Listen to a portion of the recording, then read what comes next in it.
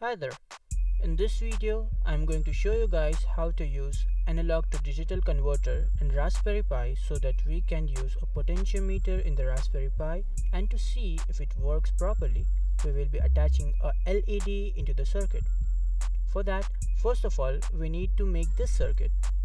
In this circuit, I have used ADS7830 chip as an ADC along with 10 kilo ohm potentiometer, where the middle leg of potentiometer is connected to A0 of the chip, left leg is connected to the ground, and the right leg is going to the 3.3 volt power supply. Now let's run the circuit.